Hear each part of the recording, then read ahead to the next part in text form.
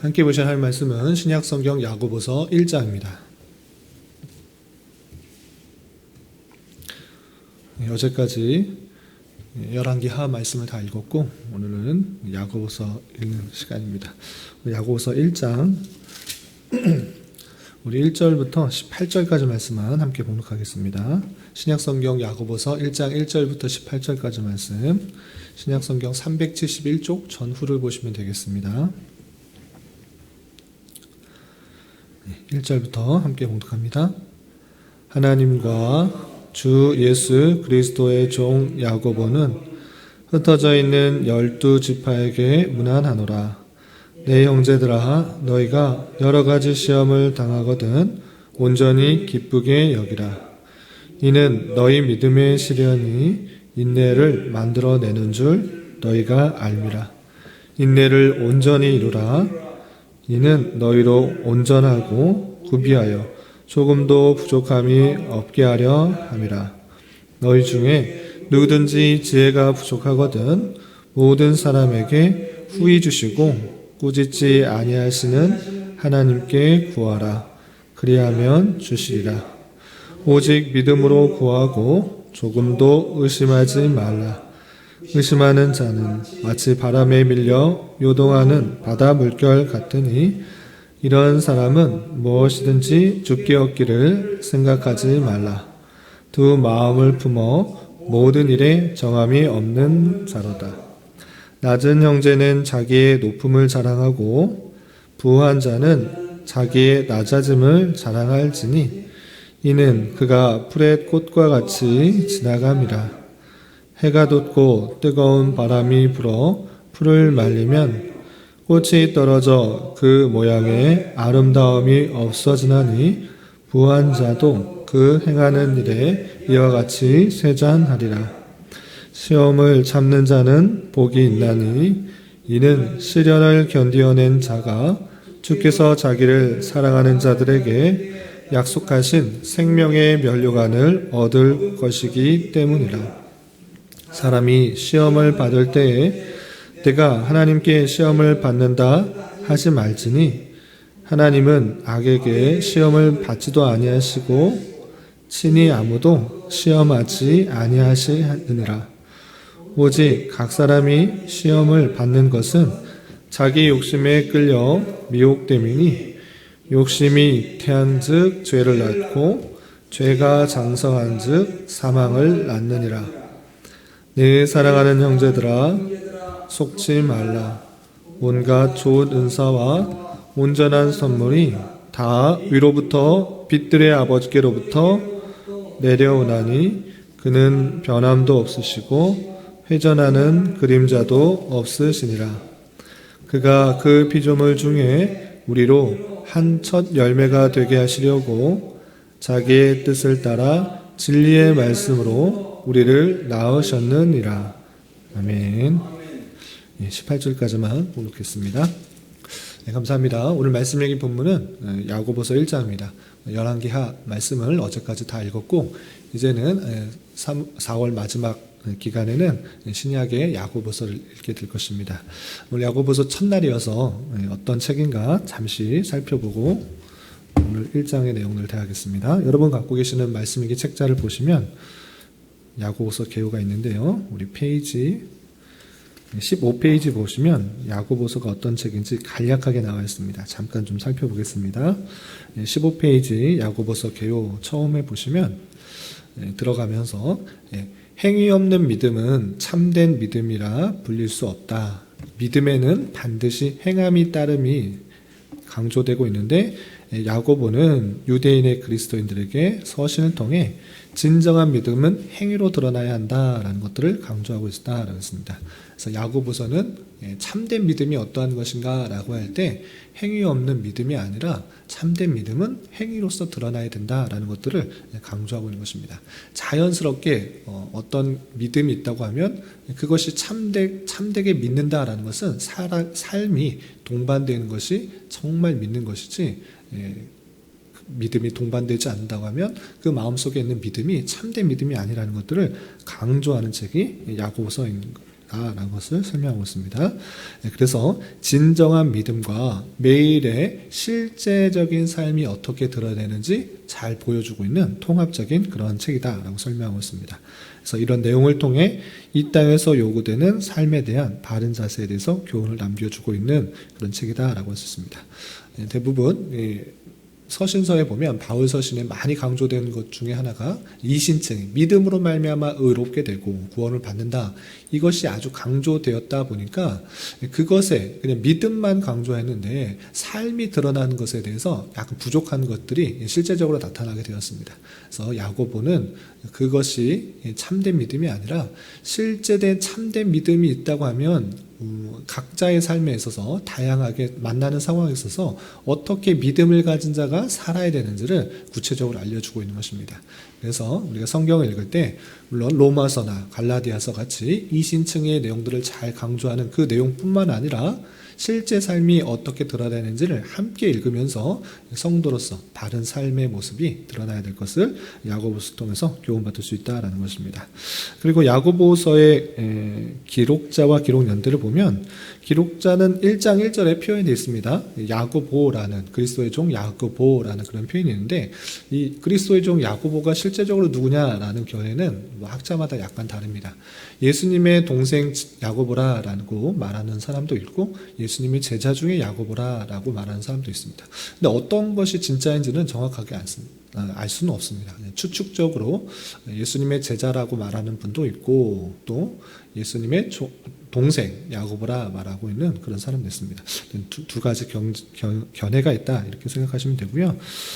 이거 언제 쓰여졌는가라고 할 때는 네로 황제의 박해가 시작되기 직전인 AD 65년경 예루살렘에 쓰여졌을 것으로 추측하고 있습니다. 정확하게 드러나지는 않고 있어서 그때쯤이 아닐까 이렇게 생각하고 있습니다. 그리고 3번 보시면 주제와 구조 있는데 야고보서는 읽어보신 분은 아시겠지만 문체가 간결하게 되어 있습니다. 길게 만연체로 쓰여 있는 것이 아니라 간결하게 끊겨져 있습니다. 그리고 그 내용을 보면 지혜로운 지혜 문학의 교훈적 문체로 쓰여져 있기 때문에 마치 신약의 잠언이라고 불려주는 것입니다. 구약 성경에 잠언이 있으면 짧게 교훈적인 내용들을 지혜로운 내용들을 짧게 쭉 이어서 쓰고 있는데 마치 야고보서도 내용이 쭉 처음부터 끝까지 기승전결로 이어지는 것이 아니라 교훈이 될 만한 내용들을 짧게 간결하게 쓴 것입니다. 그래서 참된 믿음을 가지고 어떻게 살아야 되는가, 다양한 환경 속에서 이렇게 살아야 된다, 이렇게 해야 된다라고 짧게 표현한 것들이 묶여 있는 책입니다. 그래서 신약의 잠언이다라고 일컬어지기도 한다라는 것입니다. 그래서 이 야고보서 짧은 서신 5장밖에 되지 않는 짧은 서신이지만 많은 주제가 담겨 있습니다. 그래서 전체적으로 이것이 무엇을 그리는가 이렇게 생각하기보다는 신약의 잠언이라고 할 정도로 다양한 믿음에 대한 삶의 교훈들이 담겨 있다. 이렇게 이해하시면 되겠습니다. 그 정도만 살펴보시고 구분 이것은 책에 있는 내용들을 참고해 주시고 다시 오늘 본문으로 돌아가도록 하겠습니다. 오늘 말씀 읽기 부분은 야고보서 1장인데 말씀드린 것처럼 1장에서도 다양한 이야기가 많이 있습니다. 다양한 주제로 많이 있는데 말씀 읽기 책자에 나와 있는 것처럼 크게 6가지의 주제에 대해서 말하고 있는데 다 설명하기는 또 살펴보기는 좀 시간이 제한이 되고 핵심적인 몇 가지 주제만 살펴보겠습니다. 첫 번째로 야고보서에서 강조하고 있는 가장 먼저 믿음에 따라서 살아갈 때 나타나게 되는 다양한 교훈 중에 가장 먼저 말하고 있는 것이 무엇인가 라고 할 때는 성도는 시련을 만나게 된다. 믿음을 갖고 있는 사람들은 시련을 만나게 된다. 그때 어떻게 해야 되는가를 가장 먼저 그리고 좀 자세하게 다루고 있습니다. 그럼 어떻게 표현하고 있는지 좀 내용을 살펴보겠습니다. 1장 2절에서 보면 이렇게 표현하고 있습니다. 가장 먼저 야고보 기록자는 이렇게 표현하고 있습니다. 내 형제들아 너희가 여러 가지 시험을 당하거든 온전히 기쁘게 여기라 했습니다. 시험을 안 만난다 이렇게 표현하지 않고 만나게 될 때 기쁘게 여기라 되었습니다.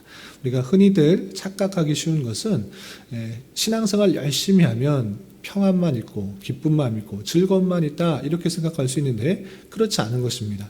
성도들이 만나게 되는 다양한 현상 속에서는 물론 기쁘고 즐거운 일들이 있습니다.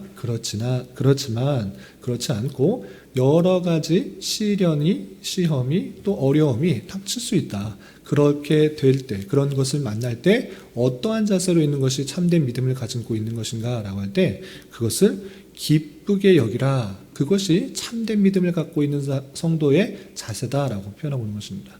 어떻게 시련을 만났는데, 다양한 시련을 만났는데 기뻐할 수 있는가? 그것은 그 시련이 하나님께서 힘이 없으셔서 또는 능력이 없으셔서 만나게 된 것이 아니라 그것을 통해서 성도를 이끄시는 손길이 있다라는 것들을 알 때, 그런 믿음일 때 그것을 기쁘게 여길 수 있다는 것입니다. 왜 그런가? 3절에 하나님의 계획과 섭리와 뜻이 이렇기 때문에 그렇다라고 하고 있습니다. 3절 보면 이는 너희의 믿음의 시련이 인내를 만들어내는 줄 너희가 알미라 하는 것입니다. 너희도 알고 있지 않느냐? 인내, 성도들의 인내의 모습들, 굳건한 그 믿음의 인내의 모습들이 어떻게 이루어질 수 있는가? 가만히 있으면 성도의 인내가 만들어지는 것이 아니라 어렵고 힘든 과정, 시련의 모습들이 닥쳐야지 그것을 통해서 인내가 길러지는 것이다 라고 표현하고 있는 것입니다. 그러니까 하나님께서 성도다운 삶의 모습을 기르기 위해서 다양한 시련들, 시험들을 주신다 이렇게 표현하고 있는 것입니다. 그래서 너의 믿음의 시련이 인내를 만들어준 줄 너희도 알기 때문에 여러 가지 시험을 당할 때 온전히 기쁘게 여겨라 이렇게 표현하고 있는 것입니다.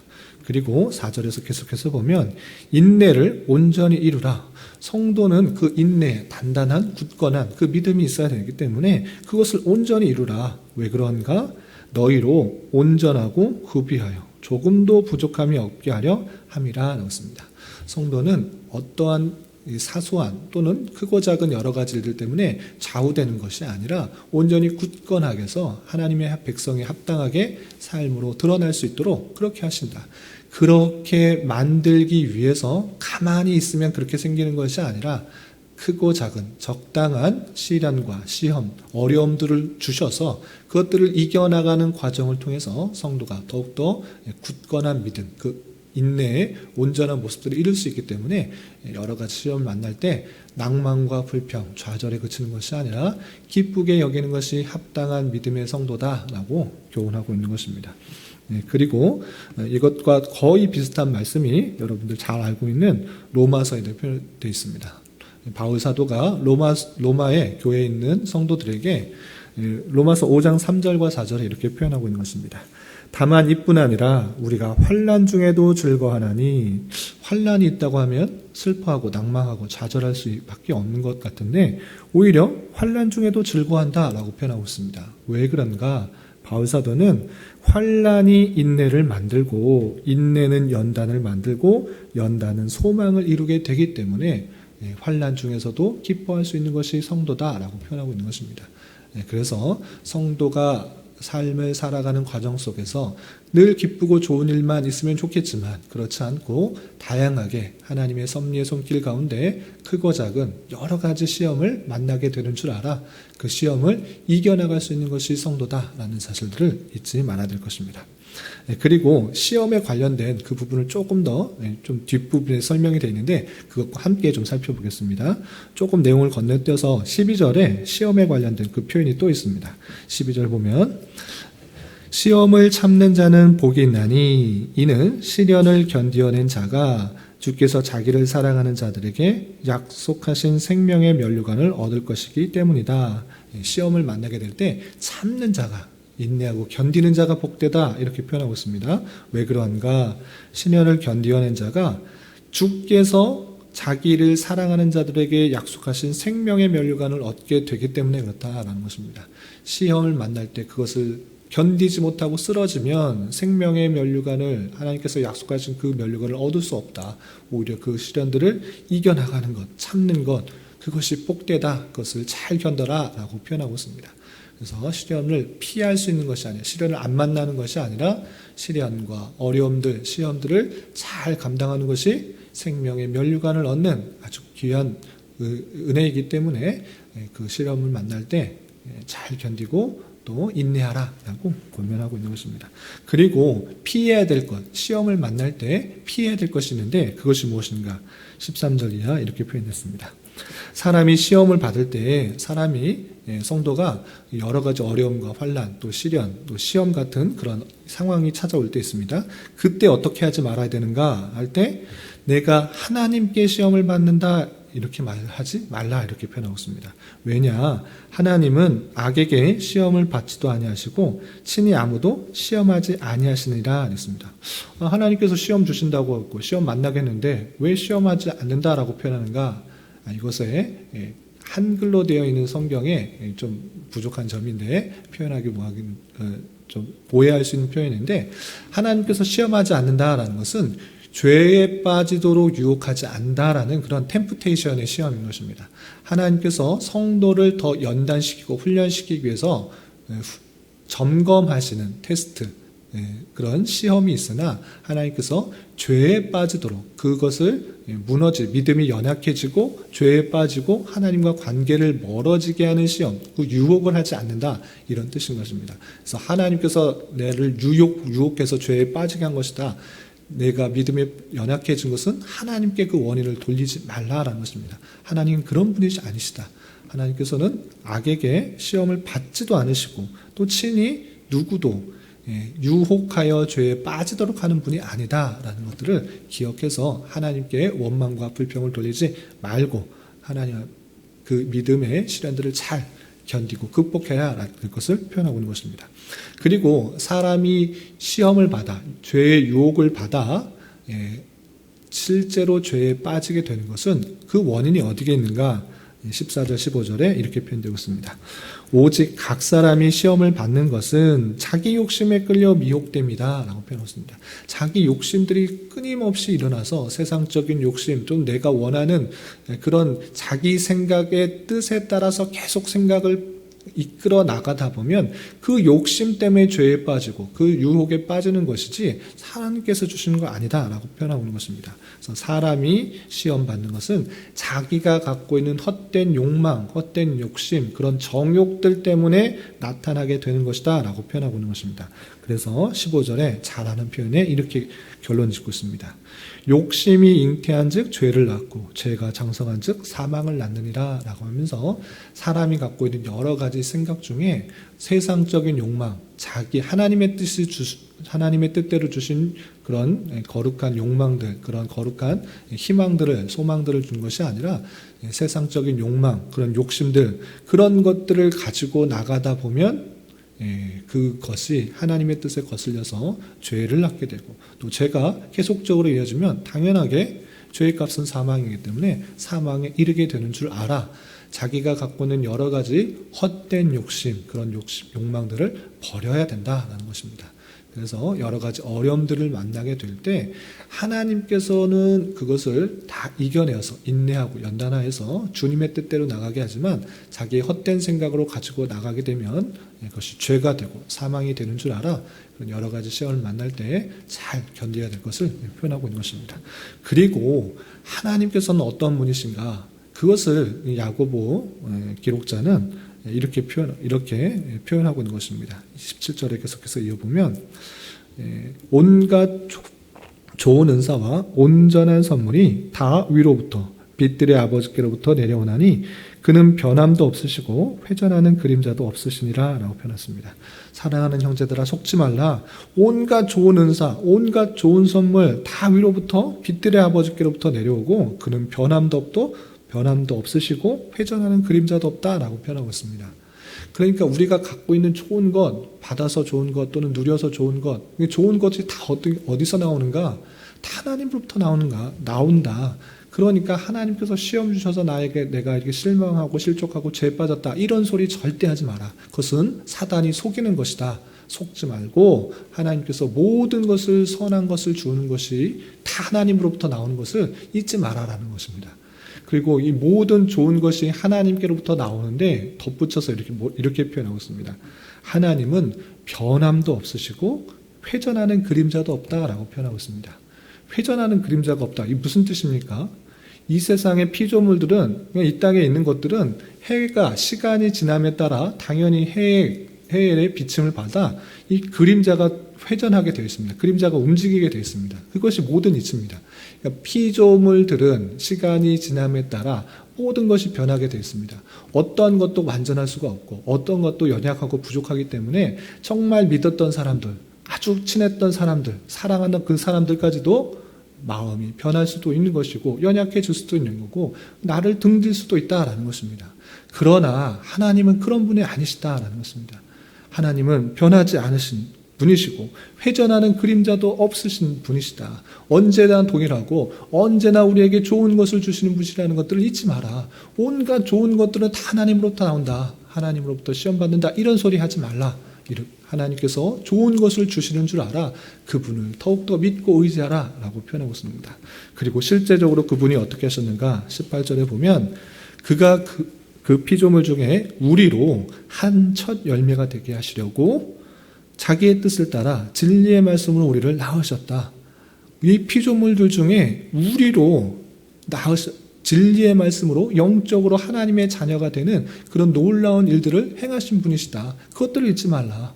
하나님의 자녀가 되는 영적인 자녀가 되는 놀라운 은혜를 주시는 분이 하나님이라는 것들을 잊지 말고 그 시험에 대해서 더욱더 잘 견뎌라 라고 표현하고 있습니다. 덧붙여서 5절부터 8절까지는 어떻게 하고 있는가? 그런 하나님인 줄 알아 우리가 시험을 만날 때 어떻게 되는가?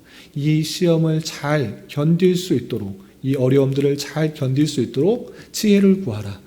걱정하지 말고 그 하나님께 지혜를 구하라 라고 이렇게 권면하고 있는 것입니다. 5절부터 8절까지 쭉 보시면 너희 중에 누구든지 지혜가 부족하거든 모든 사람에게 후히 주시고 꾸짖지 아니하시는 하나님께 구하라. 그리하면 주시리라. 너희 중에 지혜가 부족하냐? 이 어려움들을, 이 환난들을, 이 시험들을 이겨나갈 지혜가 없다 생각하느냐? 그러지 말고 낙담하지 말고 좌절하지 말고 실망하지 말고 하나님 앞에 구하라. 하나님 앞에 구할 때 하나님께서는 어떻게 하시냐? 모든 사람에게 후히 주신다. 꾸짖지도 않으시고 하나님께서 풍성하게 주시는 줄 알아. 하나님께 그 어려움들이 나타날 때, 시험이 나타날 때 하나님 앞에 더욱더 나아가는 자가 되어라. 그리하면 주실 것이다. 하나님께서 시험을 왜 주시느냐? 하나님께 더욱더 구하라고, 하나님을 더욱더 의지하라고 그 시험과 환난을 주시는 줄 알아 더욱더 그렇게 나아가야 된다라고 표현하고 있는 것입니다. 그리고 하나님 앞에 이렇게 구할 때 어떤 자세로 구해야 되는가? 6절 계속해서 보면 오직 믿음으로 구하고 조금도 의심하지 말라. 의심하는 자는 마치 바람에 밀려 요동하는 바닷물결 같으니 7절 이런 사람은 무엇이든지 죽기 얻기를 생각하지 말라. 8절 두 마음을 품어 모든 일에 정함이 없는 자로다. 그렇습니다. 하나님이 어떤 분이신 줄 알아. 하나님께서 구하는 자에게 풍성한 것으로 확실히 주실 줄 알고 정말 담대하게 믿음으로 간구해야 된다. 하나님 앞에 구할 때 정말 주실까 말까? 정말 주시는 분이신가? 이렇게 염려하지도 말고 또 걱정하지도 말고 또 의심하지도 말라. 그런 자는 하나님께서 주시지 않는다. 확실히 주실 줄 믿고 하나님께 나아가고 하나님의 때 하나님의 방법으로 가장 필요한 것을 주실 줄 알고 나아가야 된다라는 것들을 우리는 말씀을 통해 깨달아야 되는 것입니다. 다른 내용도 많이 있는데 잠깐만 보면 9절부터 11절까지는 낮은 형제와 부한 자에 대해서 또 설명하고 있습니다. 낮은 형제, 가난한 형제, 또 갖추지 못한 것, 또 지위가 낮은 사람, 그런 것 걱정하지 말고 또 부족함 때문에 업신여기지 마라. 낮은 것이 있을지라도 하나님의 자녀라는 것도 생각하면서 나의 높음을, 나의 자긍심을 갖고 살아라 하는 것을 표현하고 있고, 또 부한 자는 그것이 하나님의 때에 다 없어지게 될 것을 생각하면서 낮아짐을 자랑하다 하라라고 표현하고 있습니다. 풀에 꽃이 지나감 같이 해가 돋고 뜨거운 바람이 불면 다 말라지니까 높다고 많은 것을 가졌다고 그것을 자랑하지 말고 자신의 낮아짐을 자랑하고, 또 낮아진 자는 자기의 구원받은 것으로 인해서 높음을 자랑하라 라고 표현하고 있습니다. 또 19절 이하는 또 말씀을 들을 때 또 행할 때 어떻게 하는 것이고 행해야 되는 것과, 또 26절 27절에는 참된 경건의 모습들이 어떻게 들어야 되는지 설명하고 있습니다. 시간 관계상 다 설명은 못 되는데 댁에 돌아가셔서 좀 내용을 살펴보시고 참된 믿음을 가진 자로서 어떻게 살아가야 될지 또 많은 교훈을 받으시길 바랍니다. 다시 한번 오늘 핵심적인 말씀 가운데서는 믿음의 길을 가는 성도들에게 있어서 다양하게 여러 가지 시험이 없는 것이 아니라 있는 줄 알아. 그런 것이 있을 때 기쁘게 여기고 감사하게 여기에서 하나님께서 그 모든 것을 통해서 연단시키고 또 훈련시키고 성숙시키시는 줄 알아 더욱더 하나님께 의지하고 또 나아가고 이것을 이겨나갈 수 있도록 지혜를 구할 수 있는 그런 성도가 되어야 될 것입니다. 이런 삶의 모습을 통해서 그리스도의 장성한 분량이 충만한 때까지 이르기까지 잘 성화될 수 있는 저와 여러분이 되시기를 주님의 이름으로 부탁을 드립니다. 기도하겠습니다. 하나님 아버지 감사합니다. 오늘 말씀을 통하여 그리스도인으로서 시험에 대한 자세와 또 여러 가지 참된 믿음을 가진 자의 행동에 대해서 살펴보았습니다. 이런 말씀을 대하는 자로서 때때로 만나게 되는 믿음의 시련이 인내를 만들어내는 줄 알아 원망과 불평하는 데 그치지 말게 하여 주시고 온전히 인내하며 하나님의 백성답게 잘 연단되며 성화되는 기회로 삼게 하여 주시고 더욱더 하나님께 감당할 수 있는 믿음과 지혜를 간구하여 주님 주신 지혜로 잘 살아갈 수 있도록 인도하여 주시옵소서. 주님, 교회 내 육체의 질병과 연약함으로 직장과 사업장의 문제로 가족의 전도를 위하여 주님께 간절히 부르짖며 나아가는 여러 지체들이 있사오니 주님께서 그들의 기도 들으시사 응답하여 주시고 우리의 기대와 소망보다 훨씬 더 풍성한 것으로 채워주시는 하나님을 깊이 경험할 수 있는 기회되게 인도하여 주시옵소서. 이 시간 각자 간절히 간구하는 기도 제목 주님께서 들으시고 가장 선한 것들로 응답하여 주시옵소서. 예수님의 이름으로 기도 올리옵나이다. 아멘.